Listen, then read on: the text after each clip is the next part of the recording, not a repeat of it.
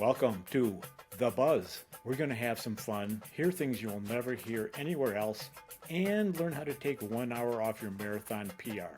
That may be an exaggeration, but I am Buzz Burrell, and we're going to have real conversations with the people who help define this amazing sport of running, which often feels like more than just a sport. So send me your questions and comments to buzz@ultrasignup.com so we can do this together. This is a production of Ultra Sign Up. Thank you for joining me.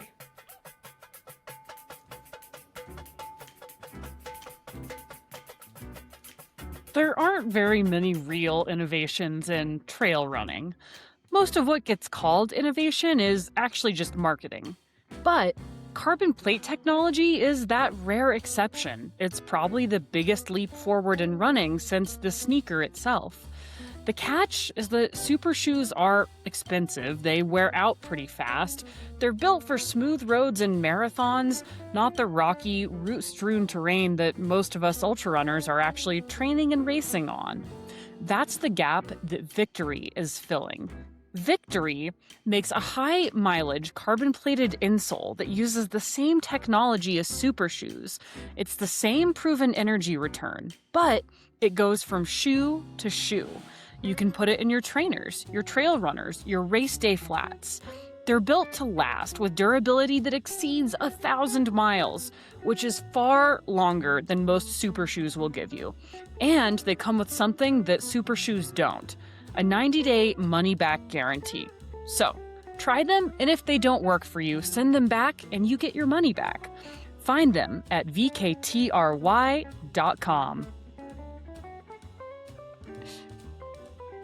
So did you think you were going to die? Yes, I thought I was going to die. In fact, I probably shouldn't be alive right now. Wow. I probably should be dead. I'm super, super lucky to have made it. We're all lucky that you made it. I don't know about that, but Hey, but I'll take it. I'll take it. Well, I'll take it. I am speaking with Danelle Ballengee. Hopefully you've heard her name before, but Danelle is a fantastic endurance athlete with an incredible history, which we're going to find out here. And we're referring to an insane accident that happened to her almost 20 years ago. We're going to get back into that, which changed her life, and I think you're going to want to hear about. But right now, Danelle, here we are. This is so authentic. So listeners, this is the Buzz podcast is totally authentic because we're dirty, sweaty, and smelly. And here we are dehydrated, sitting in the same room together. Yes, great to be here with you And you're in being this condition. well, it's very authentic, isn't it? Yeah, it is. I mean, that's you, Buzz. Take us out on a adventure and then get to work. Get to work. We're in the Moab Public Library. You're going to get to know Danelle Ballengee, but first, a quick little bio. Danelle has this incredible history. 2012 Colorado Hall of Fame. That was a long time ago. Everest Award winner, Adventure Racer of the Year, Mountain Runner of the Year, U.S. Track and Field, Professional Duathlete of the Year. This is going to go on for a long time. 1995 Multi-Sport Athlete of the Year, World Mountain Running Team Member. Yep. International races. Sportswoman of the Year, Colorado. Ultra Distance National Champion in the Triathlon. I'm running out of breath here. And 4-time Pikes Peak Marathon champion. Wow. Those were the days, the good old days. Yeah, I was busy back then. You were, and you basically couldn't be beat for a number of years. I could be beat, but I just definitely made it hard to be beat. We're going to get into that here. We've known each other a long time. I can't remember how we met. Do you remember how we met? I can't remember. I mean, we sort of were doing all this crazy stuff way back when at the same time, but I can't remember the exact moment when we met. Right. Oh, well. Yeah. But you were extraordinarily successful. You did all the running, the multi-sport, triathlons, duathlons, et cetera, et cetera. You mentioned you made it hard to be beat. So on our little outing today, we were talking about snowshoe racing. You were an extremely good snowshoe racer. Yeah. Yeah, I loved it. It was fun. Yeah, I mean, anything endurance, I loved it. I still love it. But that's why I did it most of all was it was just it was so much fun. I had a passion for it and I liked it. And, and when you're successful at something, it makes it even more fun to do. Right, So, right. eh, And we were recounting some of the snowshoe races in Colorado. Tom Sobel, who was the national snowshoe champion, lived in a log cabin in Leadville, and he had his offbeat, off-track snowshoe race, which was it was fun, it was fun, fun. So exciting.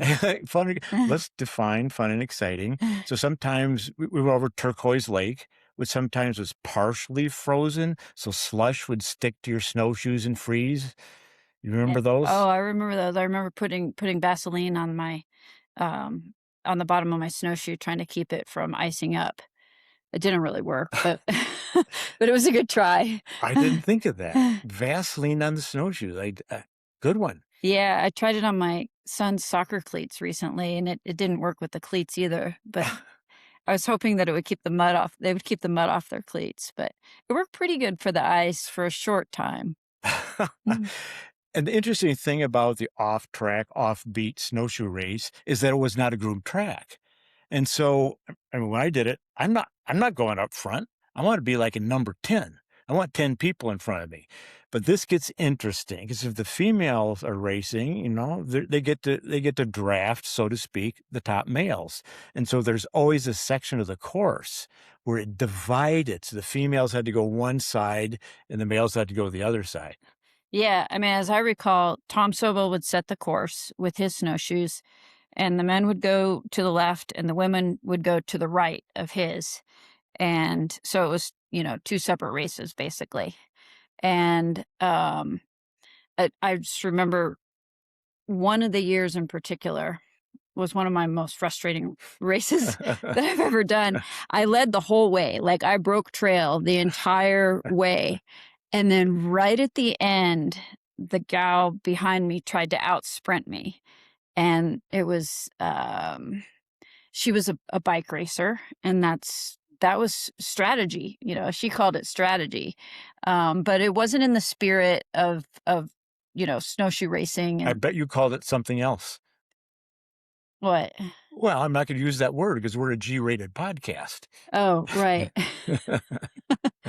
Yeah. No, it got a little there was a little it became a bit of a contact sport at the end there, because I was not gonna let her beat me after having broke the trail the whole way, and, anyhow, it was, all good times, right? Oh, good time.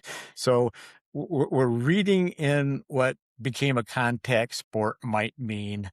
So listeners, you can fill in the blanks here. Shoulder to shoulder. Okay. Yeah. And the tip of the snowshoe just had to cross the line first, so Well, that's one of the reasons you were a successful competitor. You got after it. Sure, yeah. I mean, I loved it. I mean, I love doing all the sports and pushing myself and seeing how fast I could go and how far I could go, and that's what it's about. And You I were you were extraordinarily energetic. I mean, you're a graduate of University of Colorado at Boulder, uh, raised in Evergreen above Denver, and when I met you, you were just going off and doing stuff all the time, every day. It wasn't like a training plan at all. It's like you just wanted to do things. Yeah, I mean, that was the core of it, was that I just loved it. I loved going out and exploring and doing it, and I had so much fun doing it and seeing new places and new trails, doing the different activities, learning, to be a better paddler, better at scootering or rollerblading or whatever sport it was. That was the core of it. I mean, I did have a training plan, and I followed it, I knew what I needed to do in order to be faster, and I tried my best to follow that plan, but I also was, the type of athlete that very much listens to my body and made sure to keep it fun, because I knew that if it wasn't fun, I wouldn't continue doing it, or I would end up burned out or injured.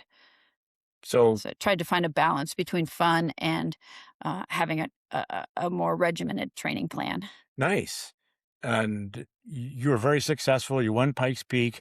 And so were you able to retire from those $100,000 sponsor paychecks you were getting?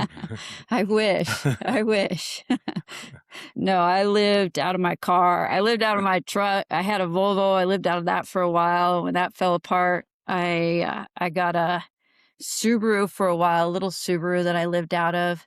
And then when that fell apart, I got my truck. And then I lived out of my truck for a long time. Um, so I was, and then I was working as a personal trainer and organizing some events, just trying to make a go at being an athlete because I liked it so much. And eventually I was able to make a little bit of money doing it, make some sponsorship money. And my timing was lucky, I guess, with getting into adventure racing when there was some prize money. And I chased it, just like a lot of the athletes do today or back then. If there was a race with some prize money, that's where I was headed to try to make a living. Right. Yeah. Yeah. You had, obviously, you've seen this come a long way. And now you're a race director, which we're going to get into here in a minute. But at the time, living out of the back of your car, and you had to chase it wherever it was. You had to follow it. You followed it into adventure racing. Hmm. Nowadays, I think people have heard of adventure racing, but it was the thing at this time. I mean, this was on TV.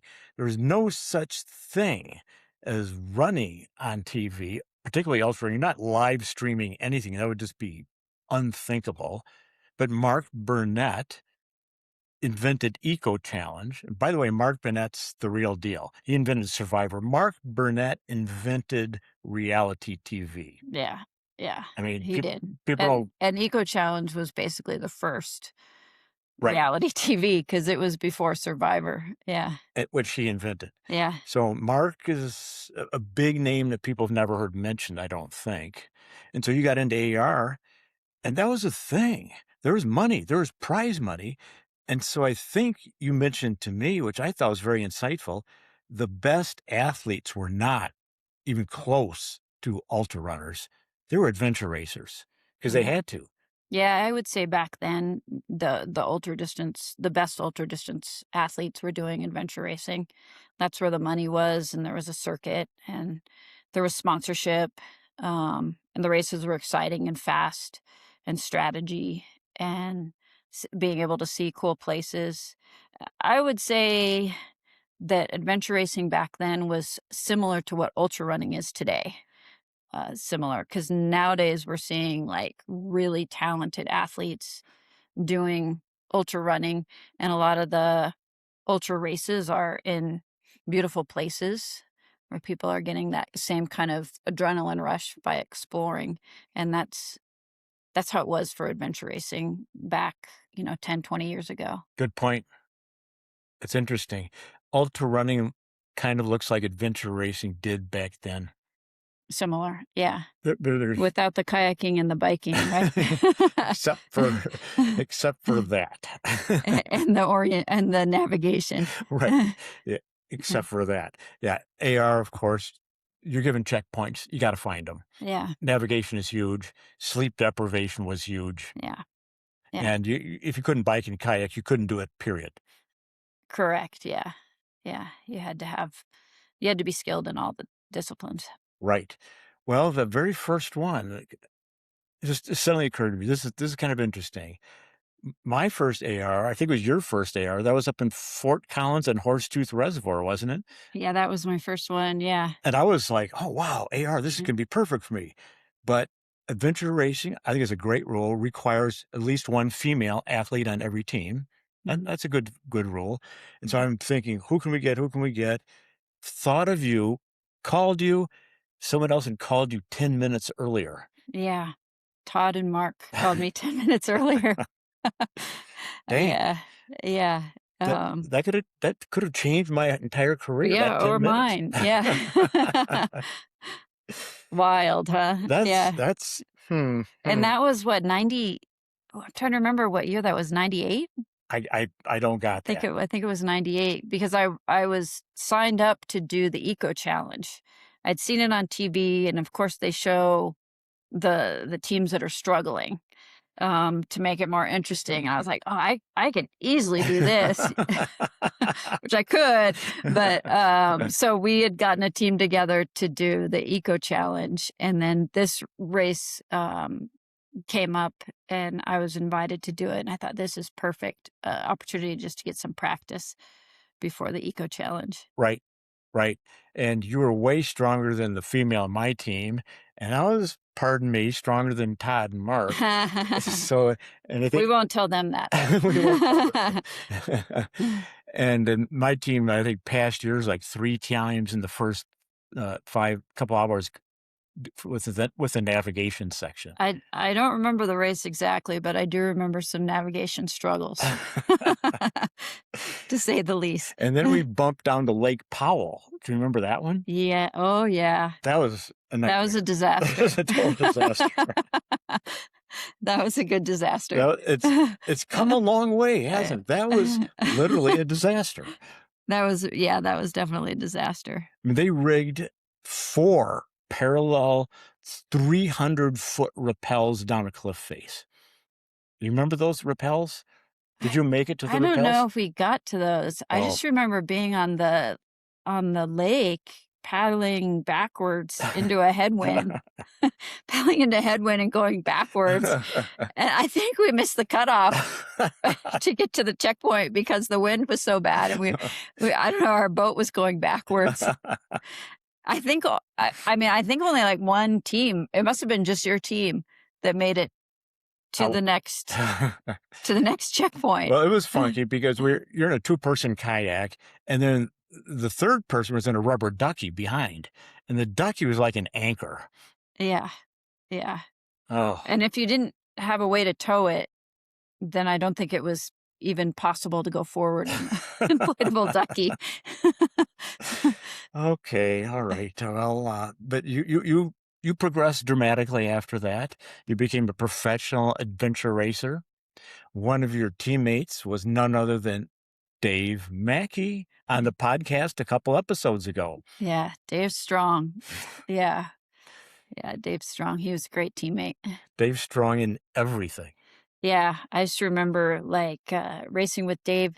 Travis and I would be running as fast as we could, and Dave would be like all the way, like his downhill running was unbelievable. Like off trail, he would be all the way at the bottom of the hill, and Travis and I would just be looking at each other like, oh my God, how do we keep up with Dave? Going as fast. And we weren't bad at the downhill. Like I thought I was a pretty good downhill runner until I got near Dave. He was unreal on the downhill. Oh, what great stories. And just his mental and emotional as well as physical strength. And that's what you want in AR. Yeah. I mean, you Yeah. can be the fastest runner there is, but unless you're mentally and emotionally strong, it doesn't matter. Yeah, it's true, especially in adventure racing. Yeah. I had so many great teammates in adventure racing, and I mean, I look back and I'm like, man, I was lucky to be able to race with these guys and race next to these girls and some just amazing athletes from all around the world. And a lot of them I'm still friends with. It's a great community. It's a great community. I like that. And what a perspective, because as we mentioned, Mark Burnett created Eco Challenge, then he created Survivor, essentially invented reality TV. And at that time, adventure racing had sponsorship. It had prize money. And so the best athletes were actually doing that, not ultra running, because there's no money in that at the time. Mm-hmm. Yeah, back then, ultra running was like for people that couldn't go fast, but they could keep going. And so it wasn't very popular back then. Right. If you couldn't do a marathon, you did this instead. Correct. Yeah. And we probably just put our foot in our mouth by saying that, didn't we? We did, yeah. Oops. Oh, well. It's evolved. It's evolved. Nowadays, man, I can't believe how fast these They're guys are now. It's It's unbelievable. unbelievable. I mean, they're running, marathon paces for 100 miles now. Yeah, I mean, we would run a marathon pace at times in adventure racing, but then we would stop and get on our bike or we'd paddle. We get to switch muscle groups and do something a little bit different. I mean, but to have to be on your feet running that whole time and to be able to keep up that pace, it's amazing. Right. They're really good athletes. They train really hard, and they're putting numbers on the wall that makes my mouth drop. Yeah, yeah. It's cool to watch, not to do. We're going to get to what's cool to do here in a minute. Oh, but also Eco Challenge Fiji. I want to call this out to the listeners. That was one of the earlier eco challenges in Fiji, obviously. I think 2003. Did you once tell me you got a slug in your eye at that time? I got a leech in my Leech. eye. That was actually in Malaysia in 2000. Oh, And I was racing with this team from California. Great guys. But we were not a competitive team. We were just out there to have fun. And I had just done the 14ers, so I was in pretty good shape. meaning you did all 53 or 54 14ers. You still have the female FKT on the Colorado 14ers, I believe. Okay. Yeah, I know that's been attempted or Right. maybe beat. I don't know. Well, Erin Ton had a fantastic time, a real go, but due to the legal issues, she skipped Culebra.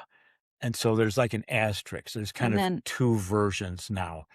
Yeah, she skipped Culebra, and then Andrea, Sansone. yeah, she did it, but I don't know if it was considered assisted. She did it with She did it with Andrew. Andrew. Yeah. So it was like the mixed gender team. Yeah, but she got faster. She did it fast. She did it fast. Yeah.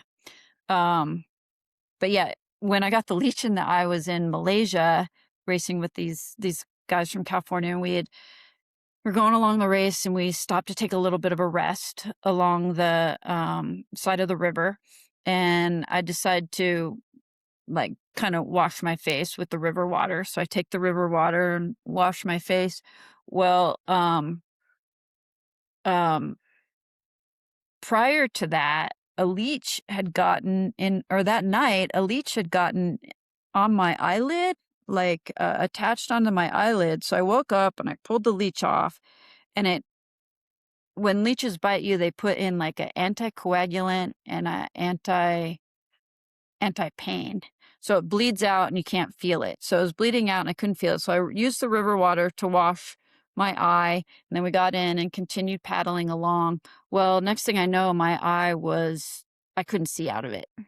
And I was blind, and that eye had a corneal ulcer. And it turned out the cut from the leech had gotten infected from the river water. And so I had to be evacuated from the course. Luckily, they had a helicopter. We had paddled out to an island. I got in the helicopter and was taken to the hospital in Malaysia, where they treated me really well and got me on antibiotics, and I can see. Now I need reading glasses, but at least I can see.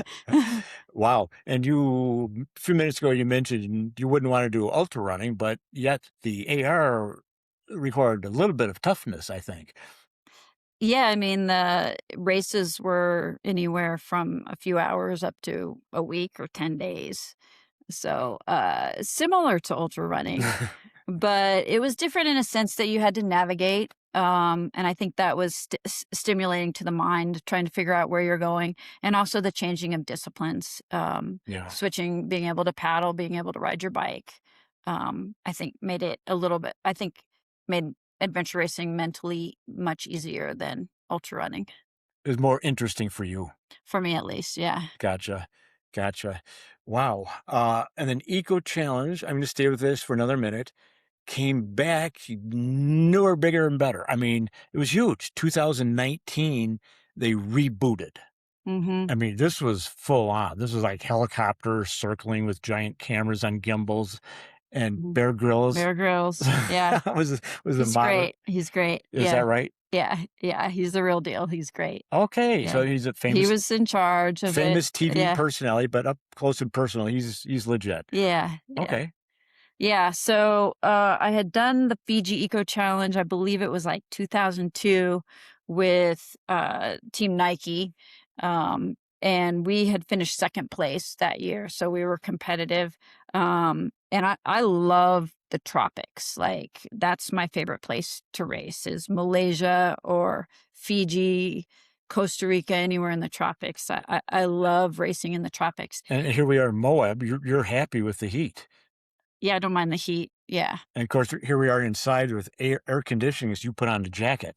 Yeah, it was they got the AC on in here. I needed a jacket. Um, but Fiji. so they brought back Fiji in 2019, and I got a call from my good friend Travis Macy, and I knew he was going to do it with his dad, Mark Macy, and his dad has done every eco challenge. He Oh, did not miss an eco challenge. So Travis was going to race with his dad, Mark Macy or Mace, and they invited me to race. Well, Mark has been diagnosed with Alzheimer's. So this was an additional challenge in the race. But I came back and raced. It was after my accident. And being part of that father-son team and being able to support Mace with his Alzheimer's and being able to race in Fiji with the team. And our other teammate, Shane, was amazing. And we had a great crew. And it was an amazing experience to be able to go back and do that again. and folks, you can see this all on TV. I think it's huge. It's a 10-episode series Something like that. on Amazon. It's really quite available, called The World's Toughest Race Eco Challenge Fiji. So you can just put that in. You can pull it up. It's good TV, I think. Yeah. Yeah. It's And great. your team probably had more airtime than any other team. I think so. Yeah. And you told me at the time, I actually have an exact quote on this one, which I kind of appreciate. It gives you a little example of your attitude here. I tried my best to stay away from the cameras. I did pretty good at that. Everyone else is They're kind of, honest the whole time for everyone sure. else is trying to get in on. You were kind of trying to go the other way. Yeah, it was pretty good. I learned from in previous races from my teammates from Australia that if I swear that they would not that was one way to avoid the cameras and the eco challenge and stuff. So Okay, hot tip. So, folks, if you're ever on an eco challenge and the cameras are trained on you, just use a cuss words. But in today's world, people want the cameras. Everyone's trying to get the cameras. They're trying to get sponsorship. They're yeah, trying to get eyeballs and impressions. But that wasn't your style. I'm I try to avoid the cameras as much as possible. Well, thank you for doing this podcast. Sure, no I problem. appreciate it. I didn't know that the podcast was going to have. Yeah. I thought it was just our voice. So Right. so So we came hi in. everyone. We came in here dirty, sweaty, and smelly. But fortunately, those sensory inputs are not coming through in the podcast. Yeah, good thing you can't smell us. Right. Yeah. Okay, coming up soon, maybe the next or a couple episodes from now is Hunter Langer.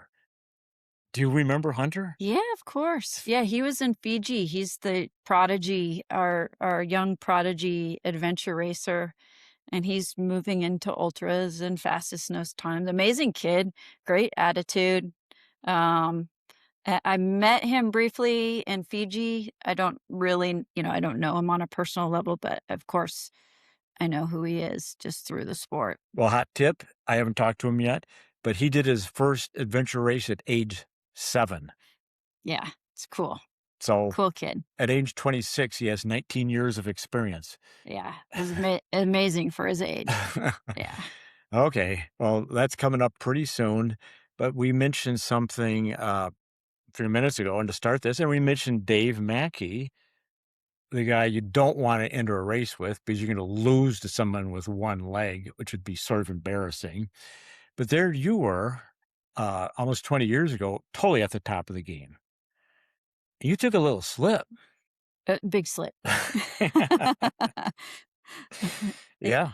Yeah, this is interesting. I'm good friends with Hillary Allen, took that big fall in Norway. She could have died from that, but that was during a race. There's this immediate evacuation. People were on her within a minute.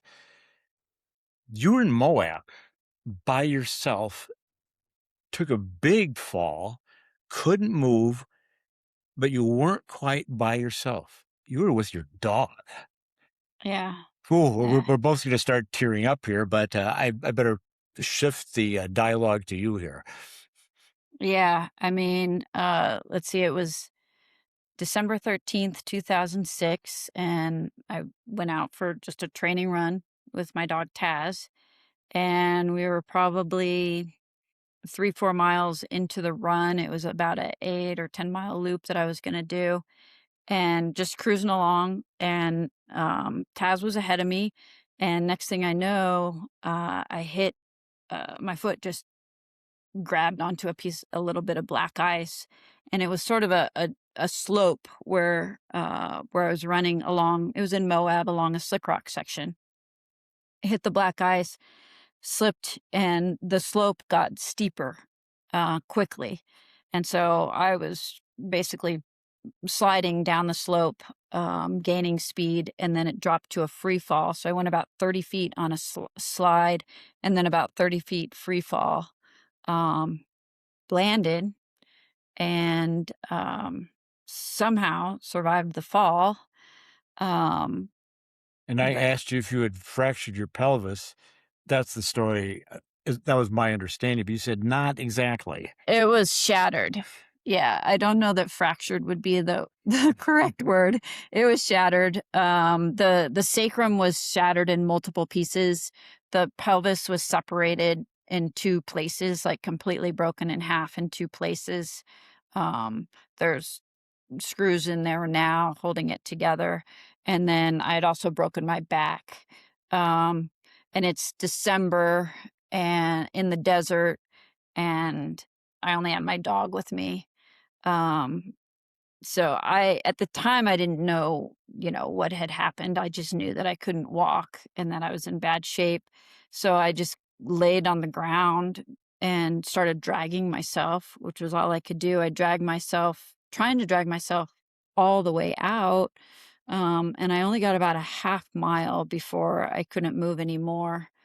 And I ended up staying at that place for 2 very cold nights. Um, and I mean, I should have been dead. Wow. And I'm lucky Wow. I'm alive. We're lucky you're alive. We just went there. Yeah, That was yeah, it was amazing to see. yeah. Every time I go back, I get, like, anxiety, like, I don't know, I feel nervous there. But I also feel like, I mean, I think, like, if I was to die, that would have been a beautiful place to die. Um, but yeah, I look at it now and I don't know how I survived. I look at how far I fell and the terrain around there. That was a 50-footer, and you landed on dirt, Yeah, and there's surrounded by boulders. The yeah, boulder would have been crushing. gone. Yeah. Yeah, yeah.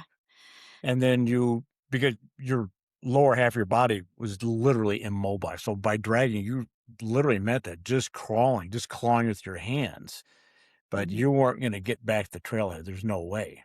No, I found where I ended up stopping, there was a puddle that had some water in it, and, so I was able to drink the water, and I just kept yelling for help, hoping somebody would be out there, somebody would hear me. Um, planes would go overhead, and I tried to take my little watch and signal to the plane. I mean, I was trying to do anything to stay alive, and nothing was working. Um and then what ended up working was I asked my dog to go help me, and he must have understood what I said because he went out and got help. He went out and got help. And my neighbor, Dorothy Rosignol, who's since passed, she made it to 92. But she somehow noticed that I hadn't come home, and luckily I had left my house, like I'd left the screen door open, and the doggy door was open, and the lights were on in my house. So she noticed that I had probably intended to come back and I hadn't. And I don't know how she noticed, but she did. And she contacted my parents, and they contacted the police. In the context, as you mentioned, December 13th, Moab is a desert. It's hot in the summer, but it's cold in the winter. I mean, Yeah, it was below freezing at night. way below freezing at Yeah. night. And you're dressed as this skimpy little ultra running outfit. And you're just Yeah. lying there in the dirt Yeah. for 2 days and 2 nights. Yeah. Yeah. I mean, I think the cold both saved me. It sa- it saved me because it slowed down the internal bleeding. I think I would have bled out if it wasn't if it was any warmer and I couldn't have moved. So I think the cold rock that I was laying on perhaps delayed the internal bleeding, which bought me a little bit of time. But at the same time, like, the cold was the most miserable part. I'm still afraid of the cold, so I got my coat on. And my feet were frostbite. I don't know how I have my feet. I mean, I remember looking at them after I got into the hospital and they were black, completely black. Your feet were black. Yeah, they were frostbite, just completely black. So I'm lucky that I even have my feet. Wow. Wow. That's incredible. And we're going to get into what, to a certain degree, is a remarkable aspect, really, why you're here. And by the way, listeners, you can Google this. There's like 10 videos. I think you were interviewed by a Japanese television crew at one point. Yeah. And this, bad fall, you got rescued. That's all great. But your dog literally, like in Hollywood movies, like Lassie. It was Lassie. It Yeah. was Lassie, ran out yipping until the rescuers saw the dog. Yeah. That's an incredible story. Yeah. Yeah. I mean, he knew what he was doing. He ran out.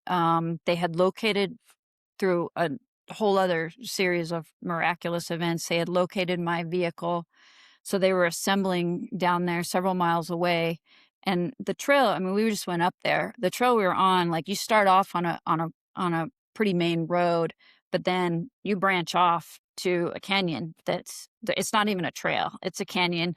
And then from that canyon, you scramble up rocks and there's no trail. So there was, like, I mean, it was, the odds of them finding me were, like, so slim. They weren't gonna Because find I you. was not on a trail. I was just out there.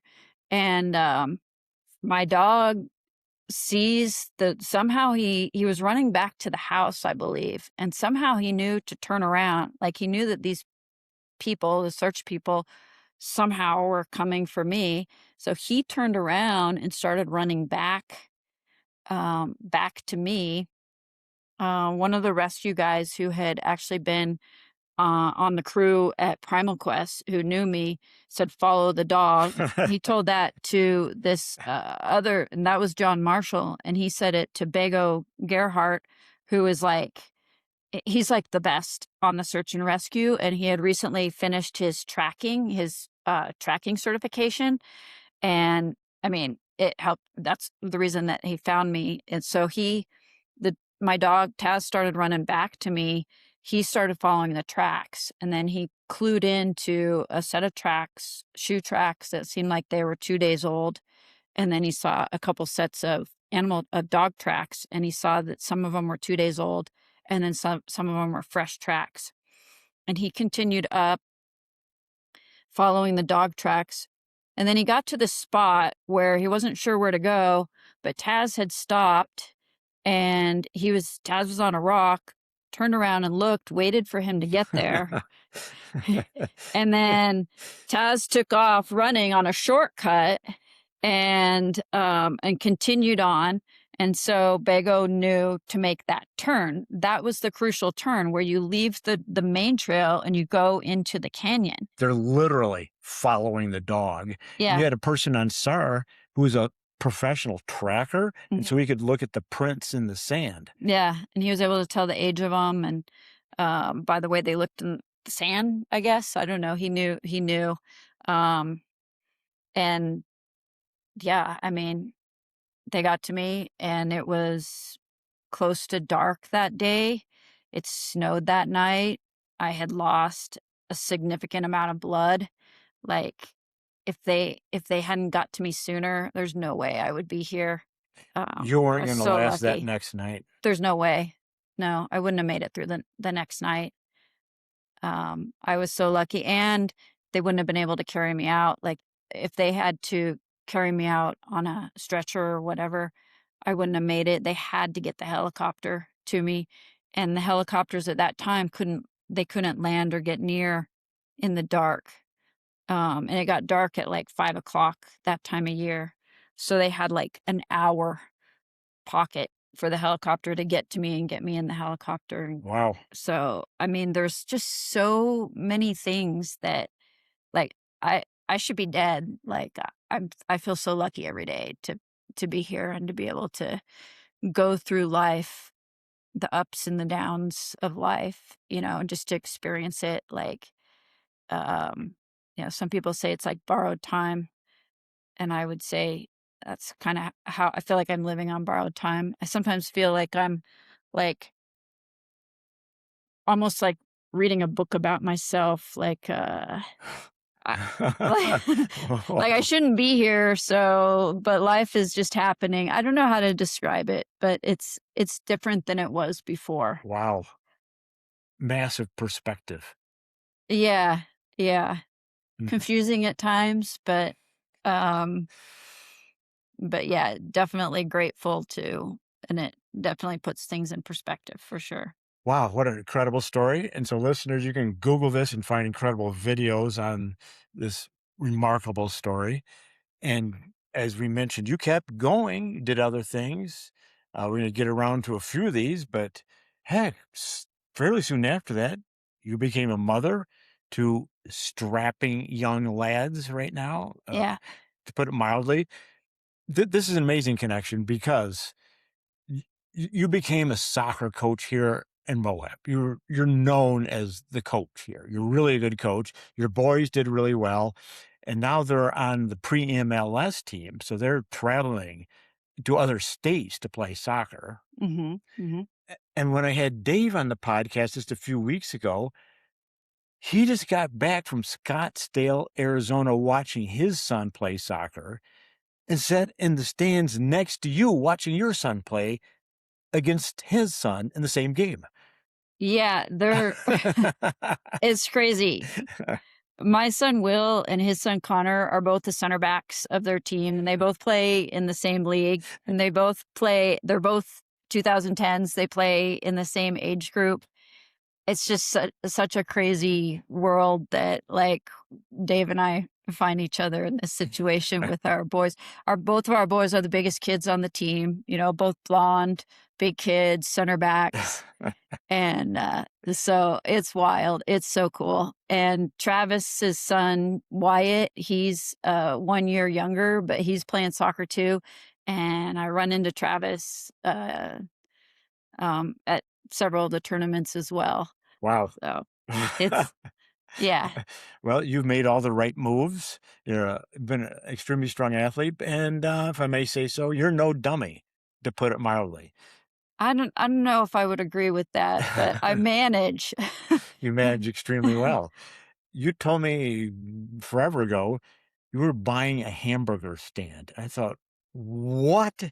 Why would Nellie buy a hamburger stand? That's the strangest thing I've ever heard. Yeah, it was strange. Yeah, I don't know why I bought it, but it was fun while it lasted. I enjoyed doing it. It was right after the accident, and BC was a chef, and he had always wanted a restaurant. That's your husband, was your husband. Yeah, and this, great little diner was for sale.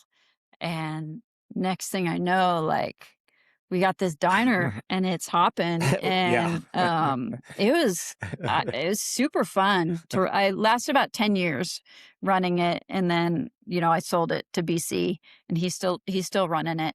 So in case you're wondering what we're referring to, it's the famous Milts on the turnoff going up to Sand Flats, going up to the Slick Rock Bike Trail. And Milts, you can't park in the parking lot. It's so full. It's the most popular business in the entire town. Probably, yeah. I mean, it's teeny, so I think it appears busier than it really is. Well, I guess that's probably It's just a little diner, but yeah, it was a blast, and meeting some fun people and being part of that was um it was cool. But yeah, 10 years, that was it. I was ready to move into something else after 10 years of the restaurant industry. And you still do really well. You have a few investments going. You own some property. You just mentioned to me that you like the tropics since you own a place down in Costa Rica. So you're managing very well. I'm looking forward to moving down to Costa Rica, at least part-time, once my kids graduate, once they're off to college. No black ice on the trails. No black ice. Maybe some slippery mud, but no black ice.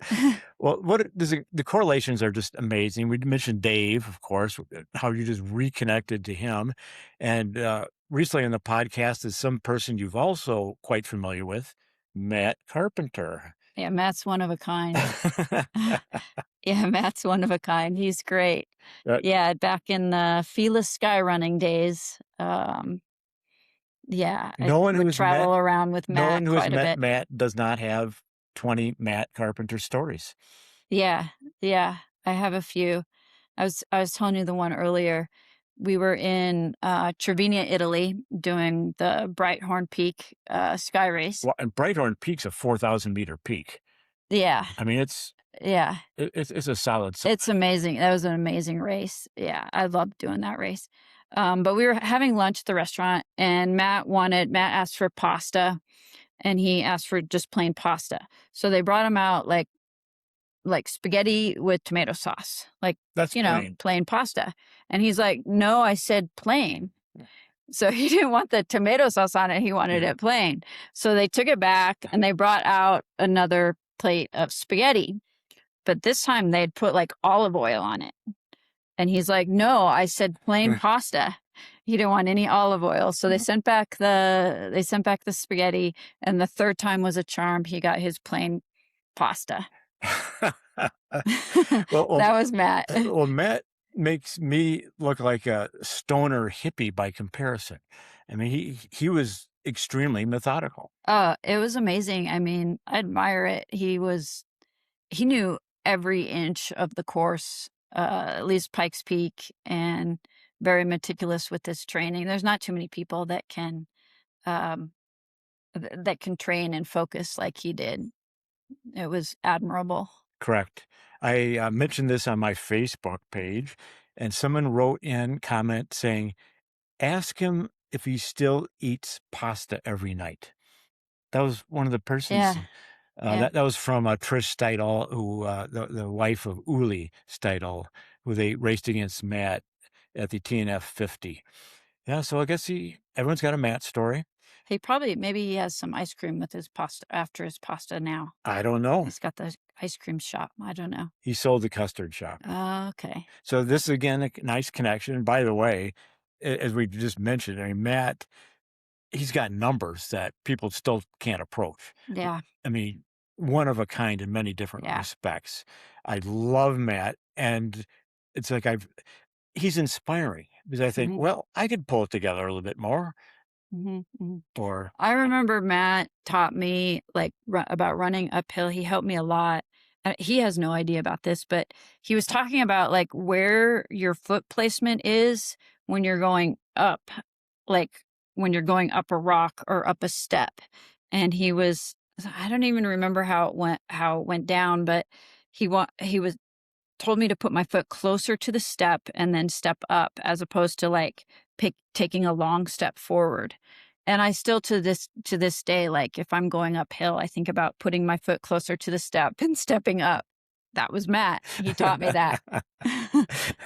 Efficiency. Yeah. Yeah. Well, he owned a custard shop in Manitou Springs, and he told me he had analyzed every move to make a bowl of custard and serve it to a customer. He had it down so he'd save seconds on each service. That's great. Yeah. I kind of did the same at the hamburger shop. Well, I Now was that you mention it, I have to say, we had to make so many hamburgers so fast, and I loved. I never thought I was a chef. In fact, I'm not a cook, but making hamburgers as fast as you can is a little bit like trail running. Like you have to be efficient, and you have to, you know, get the right toppings on the bun, and you have to be efficient. So I had it kind of dialed into. So I could relate to Matt with the ice Well, cream I shop. was about to tie these two together Yeah, myself. We yeah. mentioned Dave. You two are soccer parents, uber soccer parents. And then all of a sudden there's Matt in the custard shop and Nellie with the hamburger stand. It's like, It's just it's okay. all connected, huh? Small world we live in. And you both have sold them. Yeah, okay. Good for Matt. Yeah, don't wanna stay too long in that industry. Right. That's tough. That's tough. Matt and his family are doing very well. Oh, And Matt's a fantastic. smart man and a family man, and you are doing very well. You are an excellent parent to your two boys. So Well, thank you. Yeah, that's been my boys have made it easy on me. I'm pretty lucky I mean, now, my boys are amazing. just kind of wrap it up here. At the top of the game, one of the best endurance athletes in many different sports for many years, had this big accident. You're obviously happy, healthy, fit. We just went out. You're strong. But I don't think, let's just confirm this, you weren't going to go back to the peak of competitiveness after that accident. I mean, I don't know what I would have done because, life happens, And after the accident, I mean, I didn't even know if I was going to be I didn't even, I was happy to be even alive. And then I thought I was going to be wheelchair bound. So I thought, I had sort of planned this life of being in a wheelchair. I mentally was okay with that. And then I found out that I could walk, and I was like, "Wow, this is cool, I get to walk." And then I was able to run, and so I'm like, This is great." And I went back and competed a little bit, but, there's no way. I mean, for one, with the accident, I couldn't compete at the same level that I was before. I'm just happy to be able to go out and enjoy it again. But also, as you get older, it's harder to compete at that level. I probably had a few more years that I could have competed at a high level, especially in the endurance sports. I was like 37, 36, 37. So I probably had a few more years in me. Um, that I lost, but that's okay because I had kids and my focus shifted to them, and that was, that was my number one thing at that point was my kids. And yeah, now I'm just trying to get back in shape so I could keep up with the kids. It's sorry to break you the bad news, Yeah. but I think you might have missed the boat on that I missed it, but I still try my best to keep up with them, but they're nice enough to wait for me. Okay. All right. Just pardon me. I didn't want to be too harsh on that analysis. I'm trying to keep Uh, up with my grandkids. There you go. Yeah. Well, this kind of brings us full circle because you also started a race, Mhm. Mhm. the Moab Trail Marathon and Half Marathon. And this is very successful races. It would sell out. You even added a second half marathon on a Sunday. And folks, Moab Trail Marathon, always the first Saturday in November, I believe, correct? Yeah, first weekend in November, yeah. So Google that. It's an incredible course right out here in scenic Moab. And it used to be, the marathon used to be the USATF Trail Marathon Championships. Now the half marathon is that. So Mhm. Mhm. sign up. And the marathon course goes right past the site of my accident. It is on Mm, your accident. It's on my yeah, and it's, We should put up a plaque. We should put up a plaque in that part of the course. But people look at the plaque and they might fall off that cliff. I still get nervous when I go to that section. So marking the course, you got to take a deep breath. I do. Yeah. Yeah. I don't blame you. I don't blame you at all. And then you also have been very generous because I co-race direct Run Up for Air Moab, and you have donated tables and all your swag, and you give us a lot of help. So we thank you very much for your assistance in our little event. Oh, you're welcome. Anytime. Okay. Yeah. So Run Up for Air Moab is always the first Saturday in April. So this is a full-on plug, folks. I am not hesitating to say, come out to Moab first Saturday in November for the trail marathon or half. And if you're an age grouper, you can see if you can beat me, because I'm kind of been solid on the age. You've been solid. Yeah. You've been solid. You even got your course record this last year. Right. So that was impressive. Oh, thank Yeah. you. Appreciate that.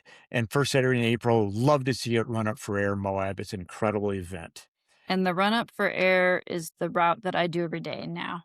That's my training. Moab Rim, take the dogs up there every day. It's not too far from my house, and it's awesome.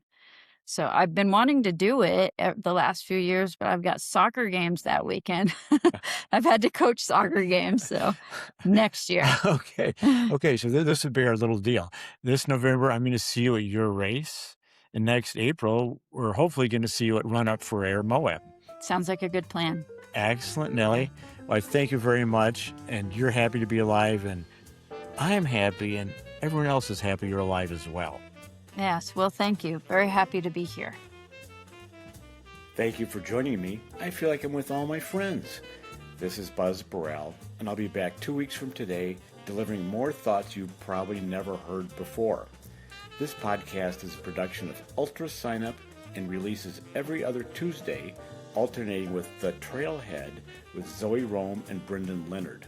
If you've enjoyed this, please subscribe and click that button that says 5 stars, because that helps other people find this.